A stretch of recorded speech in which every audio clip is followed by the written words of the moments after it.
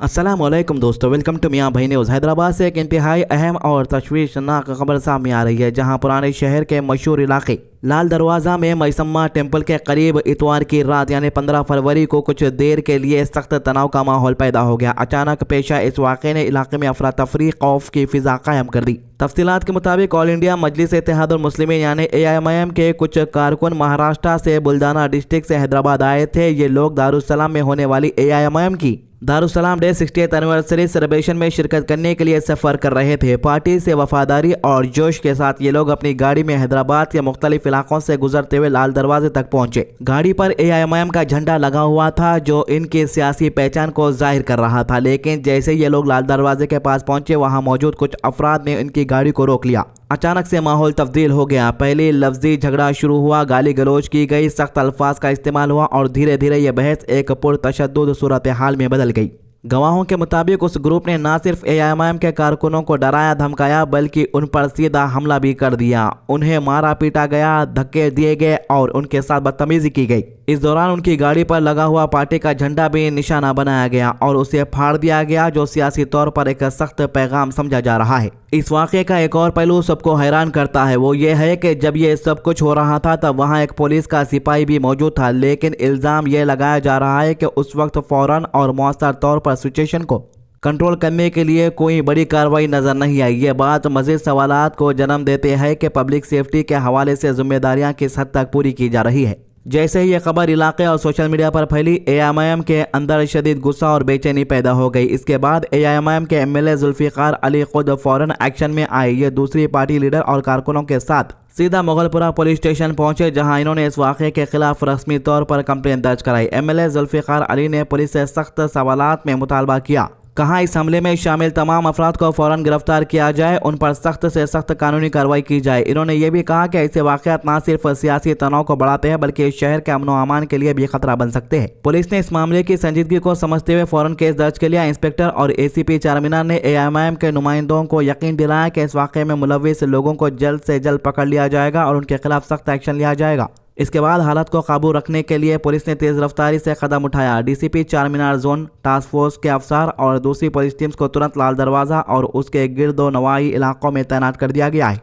Police की भारी नफरी ने एरिया में फ्लैग मार्च भी किया ताकि लोगों में एहसास से तहफ़्फ़ुज़ पैदा हो और किसी भी नए टेंशन को रोका जा सके। कुछ देर के लिए जो तनाव का माहौल बना था उसे धीरे धीरे कंट्रोल में लिया गया और अब पुलिस के मुताबिक हालात पुरअमन है, लेकिन यह वाक़या शहर के लिए एक वार्निंग के तौर पर देखा जा रहा है। ये भी सवाल उठ रहे हैं कि सियासी पहचान की बुनियाद पर इस किस्म के हमले किस हद तक ठीक है और क्या आम शहरी वाक़या महफूज है जो वो अपनी सियासी या समाजी पहचान के साथ सफ़र करते हैं। आपको बता दूं कि हाल ही में BJP की बुरी तरह तेलंगाना के अंदर हार हुई है। हो सकता है कि इसी के लिए ये लोग बौखला गए हैं और दारुस्सलाम डे के मौके पर जिस तरीके से दूसरे स्टेट्स के बड़े बड़े लीडर्स को भी बुलाया गया था, इससे भी काफ़ी मिर्ची लगी होगी, खासतौर से ओल्ड सिटी में रहने वाले BJP के चाहने वालों को। इस वाक़े ने न सिर्फ हैदराबाद बल्कि दूसरे इलाकों में भी लोगों को सोचने पर मजबूर कर दिया है। आखिर में यह ज़रूरी हो जाता है कि कानून नाफिज करने वाले इदारे इस किस्म के वाक़यात पर सिर्फ तुरंत ही नहीं बल्कि मुस्तकिल और सख्त एक्शन ले, ताकि मुस्तकबिल में किसी भी ग्रुप के इस किस्म का हिंसा का सामना न करना पड़े और शहर का अमन व सुकून बरकरार रहे। MLA जब पुलिस स्टेशन पहुंचे तो पुलिस वालों से इनकी क्या बातचीत हुई, आइए सुनते हैं।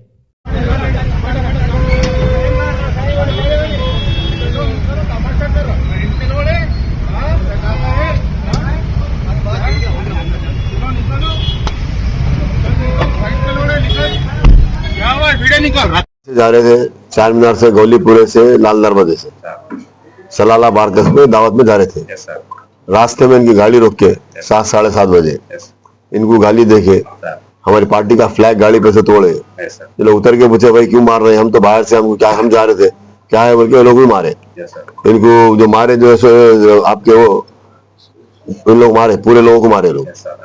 तो आप इनके ऊपर जो है सो आप स्ट्रिक्ट एक्शन लिए।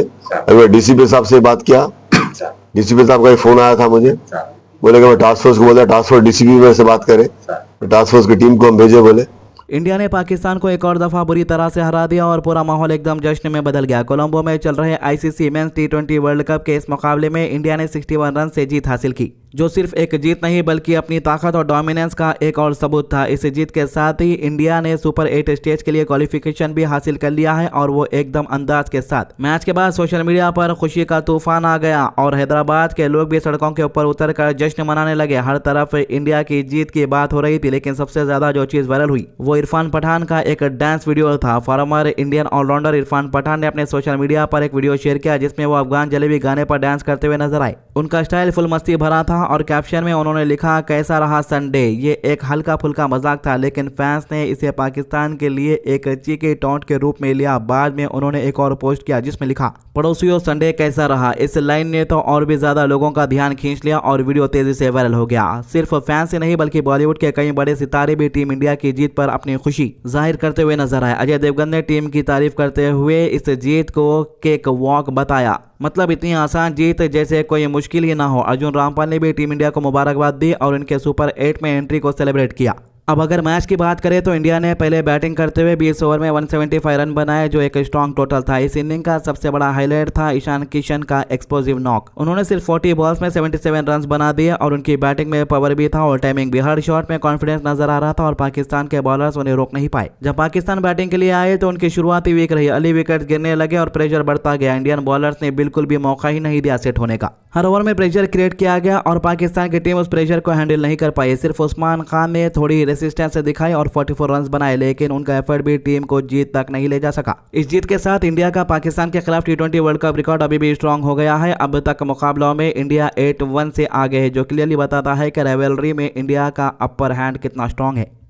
तो इसके अलावा तेलंगाना के जगनम्मा में जो वाकया हुआ वो एक संजीदा सूरत हाल को दिखाता है। जगनम्मा म्यूनसिपालिटी में जीती हुई BRS की महिला काउंसलर हफीज फातिमा को म्यूनसिपल ऑफिस के पास पुलिस ने रोक लिया, जिससे कई सवाल पैदा होते हैं। पुलिस का कहना है कि इनको एक कंप्लेंट मिली है कि हफीज फातिमा किडनैप हो गई है और इस बुनियाद पर उन्हें ले जाने की कोशिश की गई। लेकिन यहाँ असल सवाल ये रहा कि अगर वो वाकई किडनैप हुई है तो वो खुद अपनी मर्जी से म्यूनसिपल ऑफिस कैसे आती और पब्लिक के सामने अपनी बात कैसे रखती। एक मुंतखब नुमाइंदे के साथ इस तरह का रवैया क्या ठीक है? क्या यह कानून का दुरुस्त इस्तेमाल है या फिर इसका गलत इस्तेमाल? ये बात लोगों के दरमियान बहस का मौजू बन चुकी है। इस सूरत हाल में हफीज फातिमा ने हिम्मत का मुजाहरा किया। इन्होंने साफ अल्फाज में कहा, मैं BRS पार्टी में हूँ, मुझे किसी ने किडनैप नहीं किया, मैं अपनी मर्जी से यहाँ हूँ। इनकी ये बात इनके एतमाद और हौसले को साफ जाहिर करता है। इनका सीधा म्यूनसिपल ऑफिस के अंदर जाना यह साबित करता है कि ये अपने फैसलों पर कायम है और किसी दबाव में नहीं है। इस वाक़े में एक खातून लीडर ने अपनी हिम्मत से निज़ाम को चैलेंज किया है। अब आवाम ये सवाल कर रही है, क्या पुलिस वाकई अमन और कानून के लिए काम कर रही है या फिर सियासी दबाव के तहत अपना फर्ज अदा कर रही है? यह सवाल सिर्फ जगनम्मा तक महदूद नहीं बल्कि पूरे निज़ाम से जुड़ा हुआ है।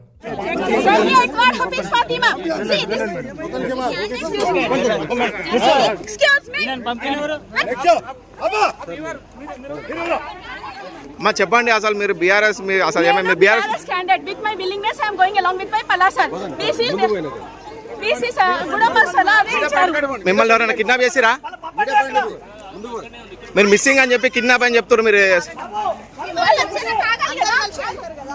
ఎందుకు మేడం మీరు ఎందుకు హోల్డ్ చేస్తున్నారు భయానికి ప్రాబ్లమ్ మీరు ఎందుకు హోల్డ్ చేస్తున్నారు तो ये थी अभी तक की अपडेट। आज की अच्छी बात, हुजूर सल्लल्लाहु अलैहि वसल्लम ने फरमाया, जब तुम ऐसे हो जाओ कि तुम्हारे गम बढ़ जाए तो तुम इन गमों को खत्म करना चाहते हो तो मुझ पर दुरूद पढ़ो। तिरमिज़ी 2457। हमारे चैनल को सब्सक्राइब कीजिए, वीडियोस को ज़्यादा से ज़्यादा शेयर कीजिए, नमाज की पाबंदी कीजिए, कुरान की तिलावत कीजिए और दुआ में याद रखिए। अल्लाह हाफिज़।